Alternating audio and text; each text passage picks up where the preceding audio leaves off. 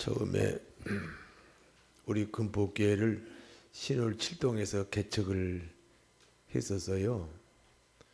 그때는 살 집이 없으니까 처음에는 용산에서 우리 집사람이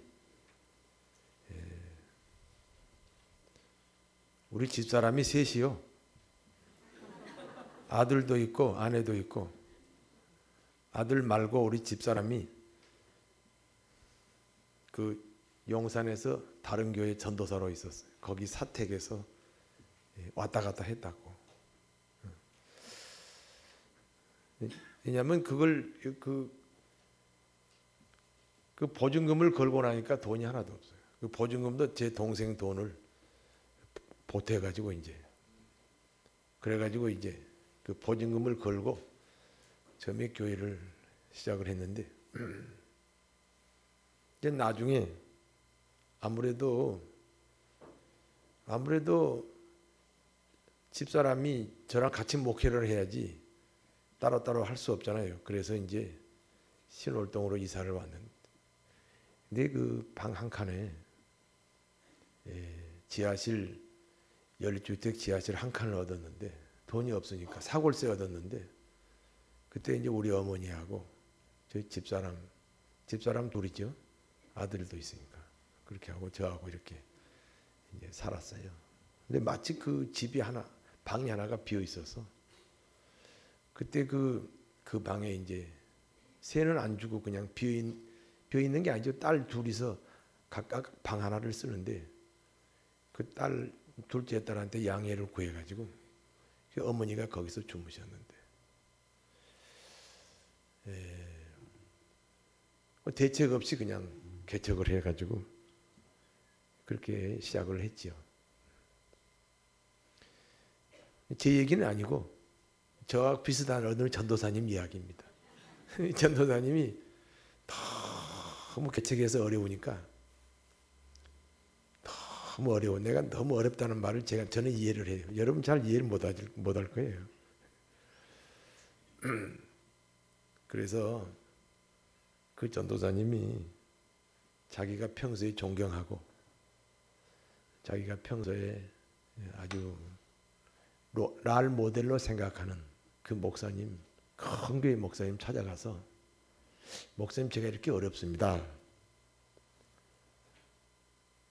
저 쌀이 떨어졌는데 좀 쌀값 좀 주세요. 그 목사님이 가만히 생각하더니, 야, 다음 주일 오후 예배에 와서 헌신 예배 드려라. 그 헌신 예배 드리면 이제 사례비가 있잖아요. 또 교인들한테 좀 이렇게 광고해서 돈을 좀 걷어가지고 줄 테니까 다음 주에 오후 예배에 와서 헌신 예배 드려라. 야, 이 전도사가 얼마나 기쁘겠어요? 야, 그 감동은 또 내가 이해가 가요. 내가 그렇게 개척해서 쫄병일 때, 그 화곡동 교회라고 있어요. 한 7,000명 모이는 교회인데, 거기서 나를 부흥 강사로 부른 거예요. 와, 내 이래봬도 그랬던 사람이에요. 야, 그때 얼마나 감동을 받았는지 말이죠. 나는 신월동, 거기는 화곡동인데 멀지도 않은데, 나 같은 사람을 자기 교회 부흥회하는데 강사로 불렀어요. 이 전도사가 큰 교회, 자기가 그것도 존경하는 교회 목사님 교회에 헌신 예배, 오후 예배 드리라고 그러니까 일주일 내내 설레는 마음으로, 떨리는 마음으로 일주일을 보내고 갔어요. 갔는데 목사님이, 어머, 내가 깜빡 잊어먹었다. 다른 강사가 왔다. 다음 주에 오라.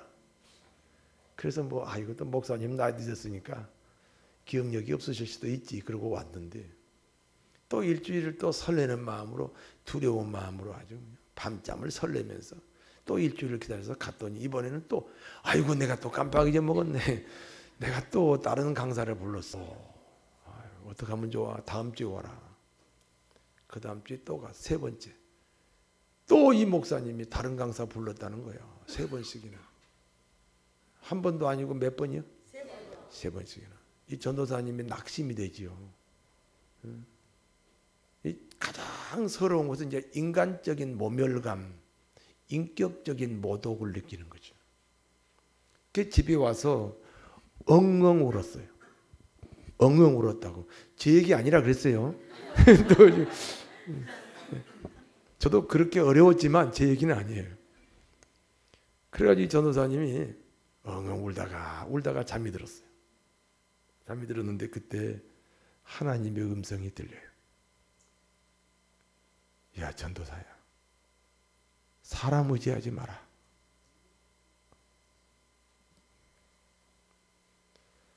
아, 사람을 의지하지 않는구나.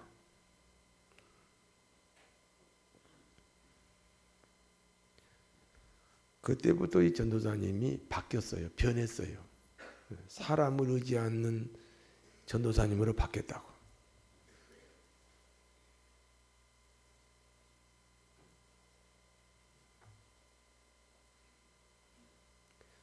사람을 의지하지 말라. 근데 사람을 의지하지 말라는 하나님의 음성 때문에 이 전도사님이 바뀐 거예요. 변한 거예요. 사람이 변하니까 교회가 잘 돼요. 그래서 아주 엄청나게 부흥해가지고 지금은 아주 한국 교회에서 아주 유명한 교회가 됐어요.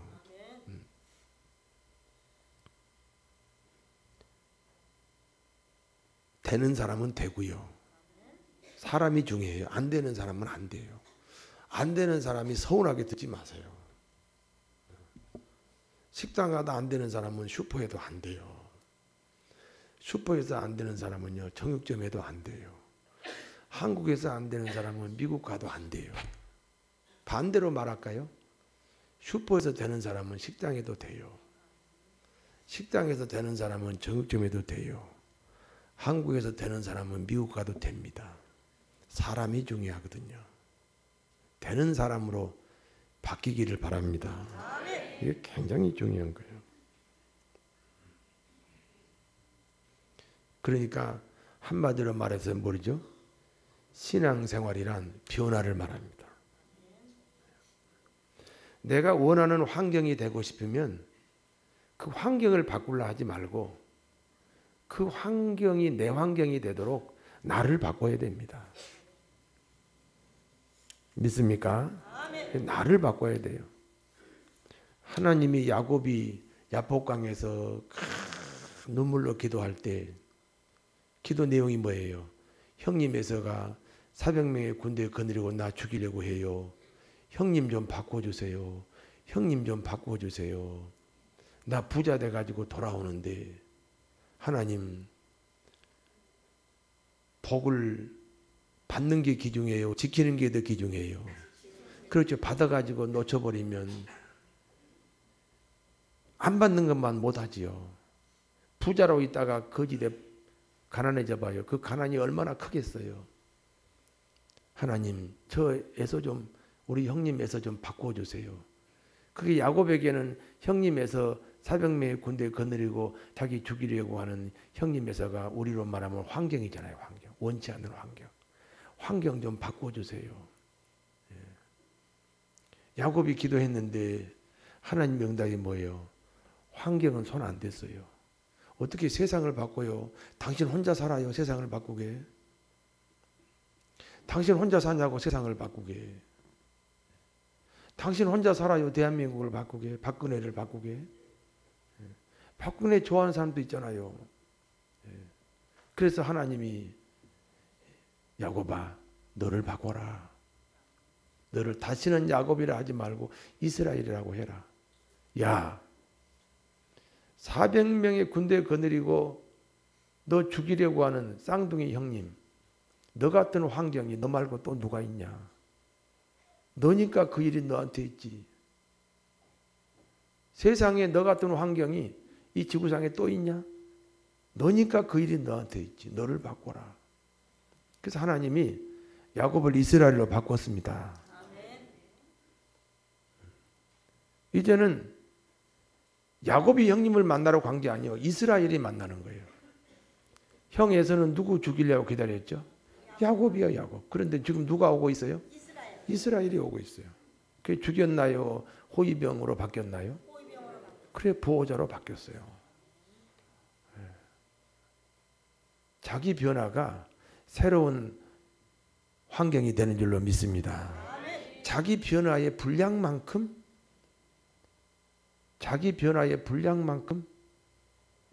새로운 환경이 열리는 거예요. 자기 변화의 분량만큼 새로운 환경이 열려요.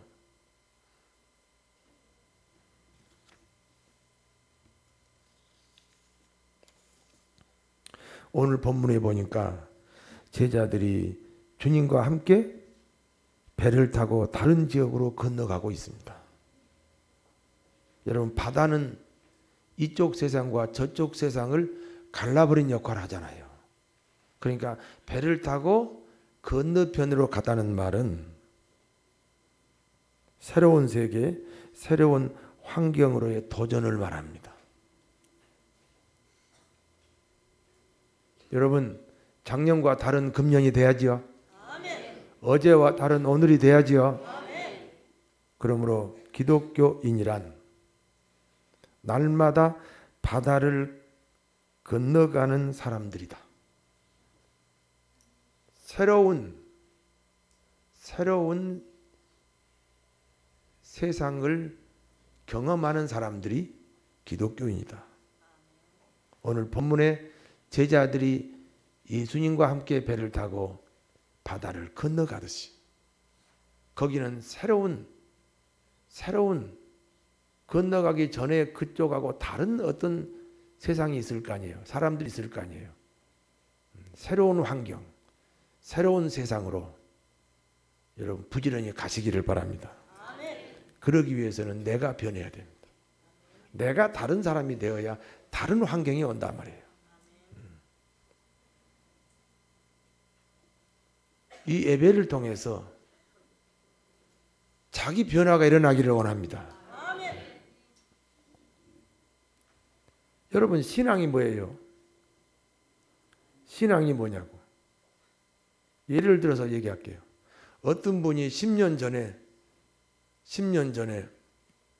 변함없이 걸어가시고 5년 전에도 변함없이 걸어가시고 1년 전에도 변함없이 걸어가시고 지금도 변함없이 걸어가시고 신앙이 좋은 거예요, 나쁜 거예요? 나쁜 거예요. 변함이 없이 변해야 돼요. 주님의 말씀을 통해서 변화가 일어나야 됩니다. 그것을 다른 말로 하면 성숙이라고 합니다. 성숙. 예수님의 분량만큼 계속해서 성숙해야 돼요. 이 나무가 생명이 있다면, 죽은 나무가 아니라면 자라야 되지. 안 자라면 병든 거지. 우리 신앙에 변화가 일어나야 돼요. 오늘 제자들이 예수님 모시고 바다 건너편으로 건너가는 역사가 여러분의 생활 속에서 날마다 일어나기를 진심으로 축원합니다. 제자들이 이제 바다 건너편으로 가는 도중에 새로운 세상으로 도전하는 그 중간에 광풍을 만납니다. 우리도 인생을 살다 보면 안주하지 않고 변화를 원한다면 여러분의 인생에도 광풍이 올 수 있어요. 광풍 때문에 제자들이 두려워합니다.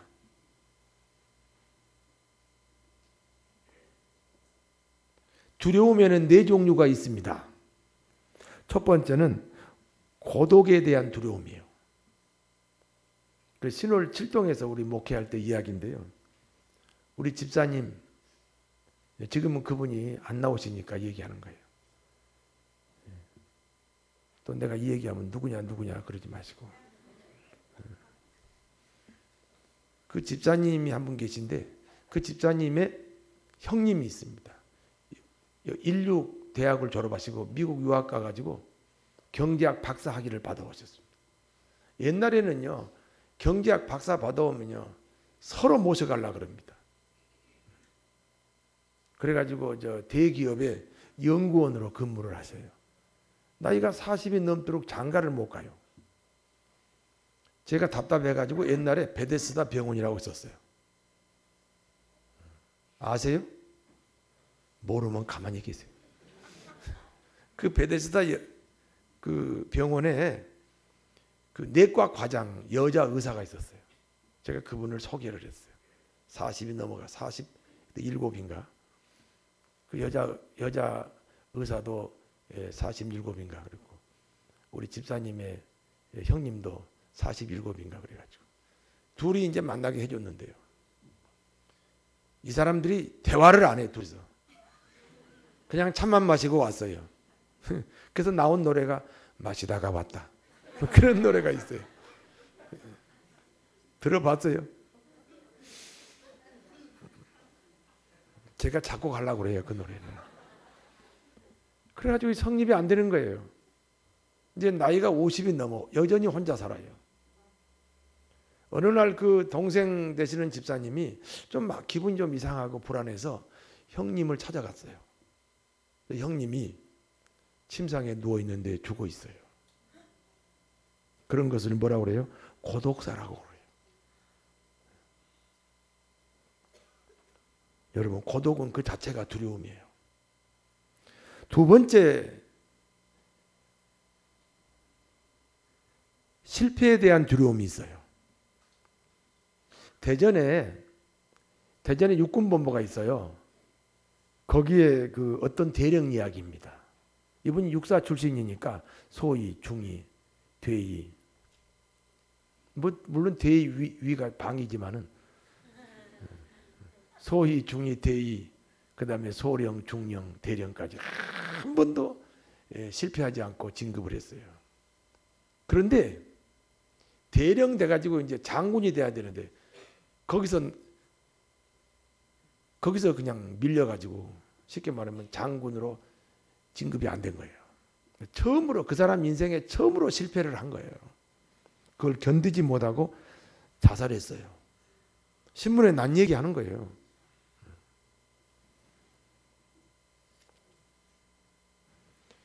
성도 여러분, 한 번도 실패를 안 한 사람은 실패를 경험을 못해요.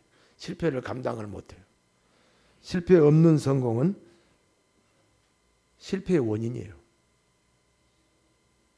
실패하셨습니까? 그렇다면 그 실패가 성공의 어머니가 될 줄 믿습니다. 세 번째는 미래에 대한 두려움이에요. 중국에 기우라는 사람이 있었어요. 밥만 먹으면 나무 그늘에 앉아가지고 저 하늘이 무너지면 어떡할까? 저 산이 무너지면 어떡할까? 그리고 평생을 걱정하고 두려워했대요. 그래서 쓸데없는 두려움을 뭐라고 그래요? 기우라고 그래요. 기우. 기우심. 여러분 교회 부흥을 원하십니까? 금포교회 교인이면 당연히 금포교회 부흥을 원하시겠죠? 그러면 부흥이 되려면요 일을 해야 돼요. 아니 일을 안 하는데 어떻게 하나님이 부흥시키겠어요? 우리 주보에 보면 여러 가지 선교하는 일들이 있습니다. 요 뒤에 땅만 해도 2,000평이요. 저 아깝잖아요.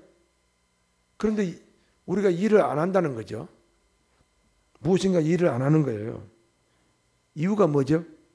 두려움 때문이죠. 뭐 잘못 저지르면 어떡할까? 그런 두려움이 있어요. 미래에 대한 두려움. 네 번째는요, 죽음에 대한 두려움입니다. 저는 가끔 밥 먹다가 이런 생각할 때가 있어요. 밥이 너무 맛있어요. 저 같은 경우는 옆에 사람하고 얘기하지 말고 제 얘기 들으세요. 집에 가서 실컷 하시고 제 얘기 들으세요. 여보세요? 밥이 너무 저는 밥이 맛있어요. 왜? 두 끼를 굶었거든요. 많이 맛있다. 그런데 내가 죽으면 이 밥 못 먹네. 그러니까 두려움이 생겨요. 맛있는 밥 먹을 때마다 저는 우리 어머니를 생각해요. 우리 어머니는 세상에 안 계시잖아요. 이렇게 맛있는 밥 못 잡수는구나. 마음이 아파요. 맛있는 밥 한번 사드린 적이 없구나.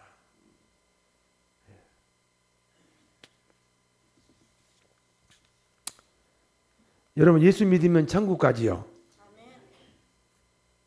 저도 천국 간다고 믿어요. 그래도 두려움이 있어요.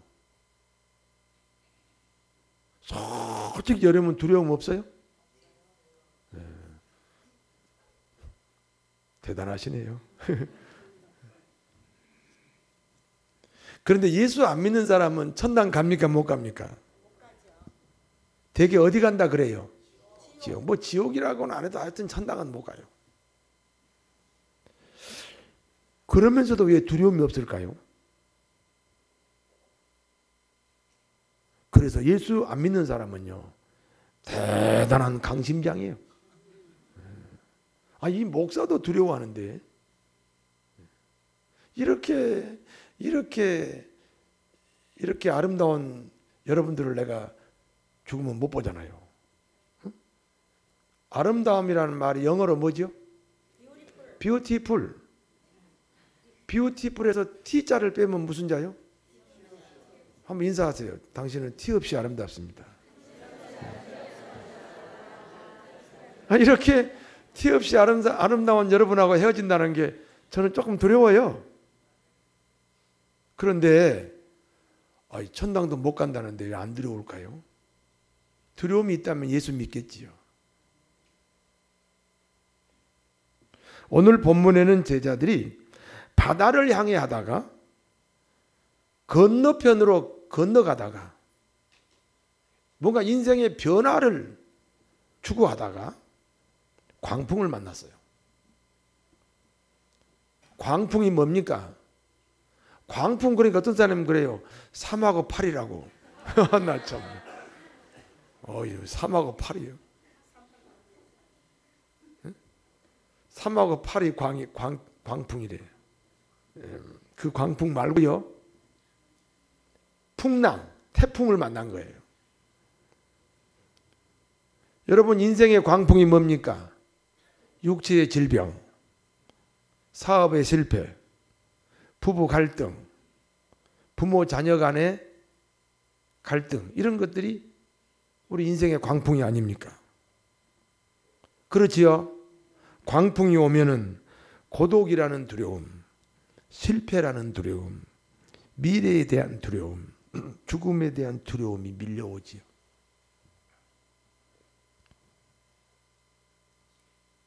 그런데 이 광풍 가운데 우리 주님은 주무시고 계셨다 그랬어요.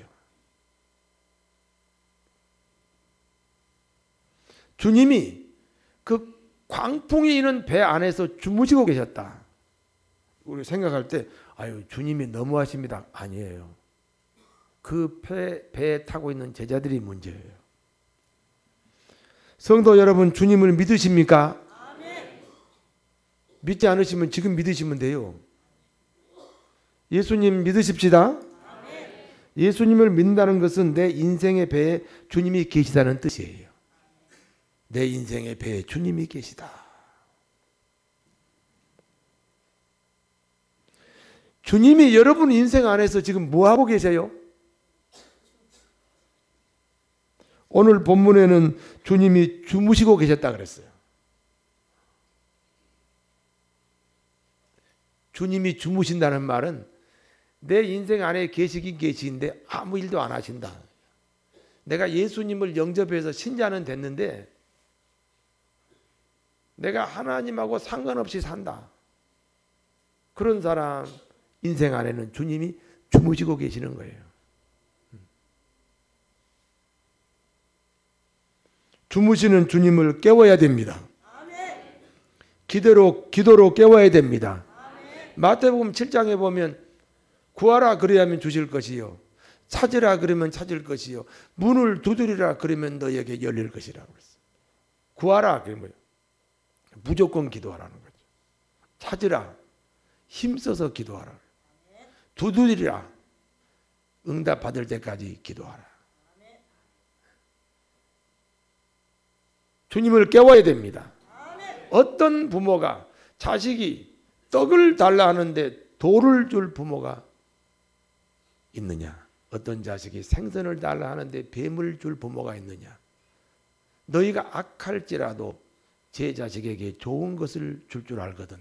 하물며 하늘에 계신 아버지께서 구하는 자에게 좋은 것으로 주시지 않겠느냐? 입을 넓게 열고 내게 기도하라. 나를 깨워라. 주무시는 주님을 말씀으로 깨워야 됩니다. 고린도후서 1장 20절에 하나님의 약속은 얼마든지 그리스도 안에서 예가 되어 그런즉 그로 말미암아 우리가 아멘하여 하나님께 영광을 돌리게 되느니라. 아멘 해보세요. 그 소리에 주님이 벌떡 일어나셔요. 그렇게 아멘하기가 싫어요? 저는 옛날에 교회만 가니까 뭐 할렐루야 아멘 난 그래서 교회 안 다닌 적 있어요. 그런 거 배기 싫어가지고. 그 어느 날 목사님이 말이요 무슨 채권 가방 하나 같은 거 들고 허리 구부정정 해가지고 할머니 세 분 모시고 이 골목 저 골목 다니더라고. 내가 젊어서 그거 보고서 세상에 할 일이 없어서 저런 일을 할까. 내가 그런데 내가 지금 그 사람이 됐잖아요. 저도 채권 가방 같은 거 메고 다녀요. 네.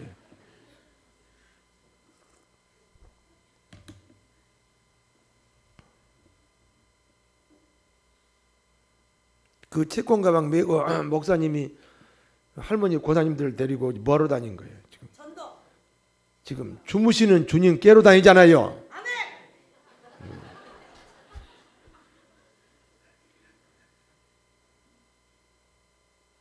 말씀으로 아멘하니까 아멘하면 주님이 벌떡 일어나십니다.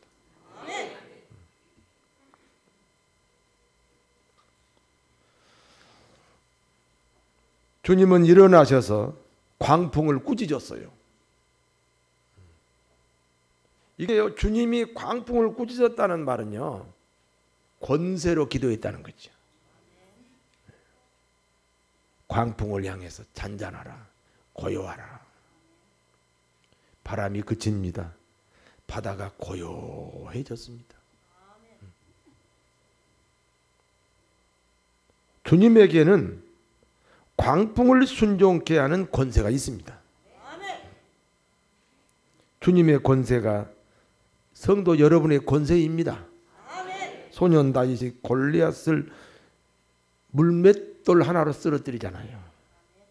다윗은 예수 권세로 골리앗을 이깁니다. 다니엘이 사자굴 속에 들어갔는데요. 다니엘이 사자굴 속에 들어가서 사자들 앞에서 벌벌벌벌 떨어나요? 아니죠.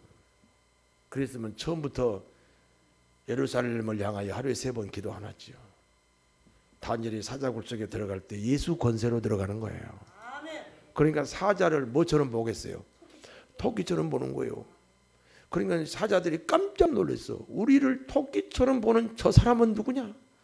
그래가지고 밤새 두려워하는 사람은 다니엘이 아니라 사자들입니다. 그 다음날 아침에 다니엘은 안전하게 굴 속에서 밖으로 나온 줄로 믿습니다.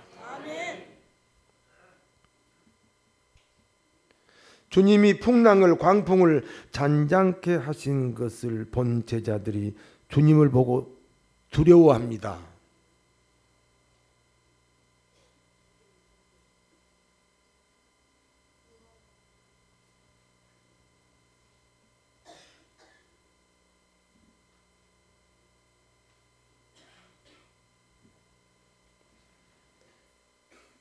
이때의 제자들의 두려움은 세상 두려움, 불신앙의 두려움이 아닙니다.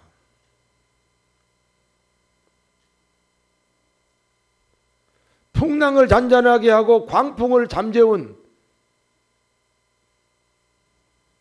그것을 본 제자들의 두려움은 주님을 경배하는 마음입니다. 예배를 사모하다가 지금 나오는 신앙.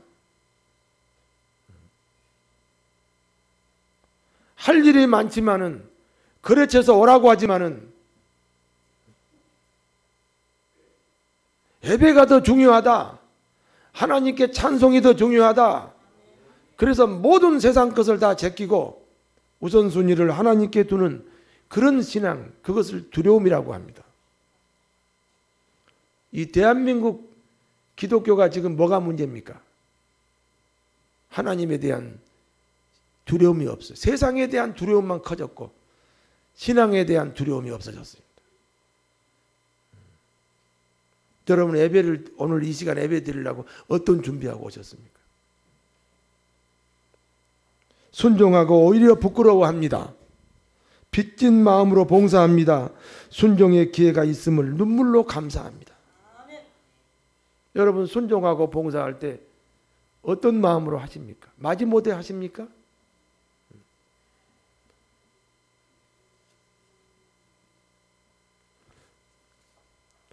광풍을 잔잔케 하시는 주님은 어떤 분입니까? 천지를 창조하신 분입니다. 만물의 주인이신 분입니다. 영광과 찬송과 존귀를 받으시기에 마땅하신 분이십니다. 그분이 나 같은 죄인으로 오셨습니다.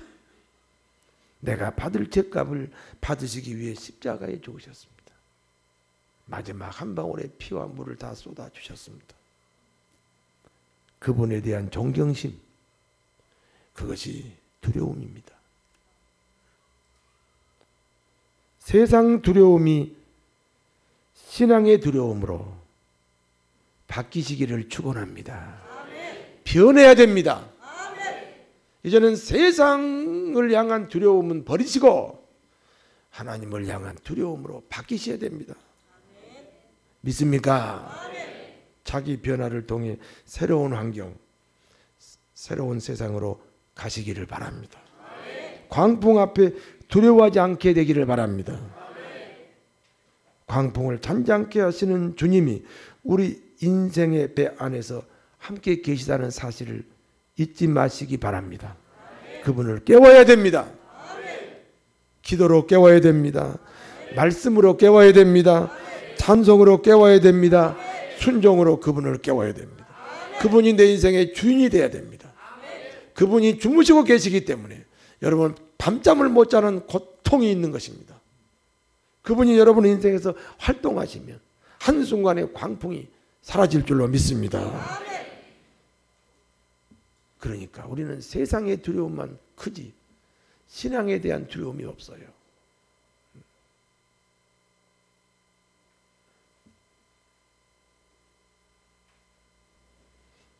신앙에 대한 두려움, 광풍을 한순간에 잔잔케 하시니까 그걸 보고 주님을 향한 그 두려움, 제자들의 그 두려움이 살아나면 우리는 장자권자기 때문에 이 장자권의 복이 주렁주렁 열리게 될 줄 믿습니다. 장자권의 복이 뭐예요? 하나님과 통하고 재물과 통하고 사랑과 통하는 이런 형통의 삶이 되시기를 진심으로 축원합니다.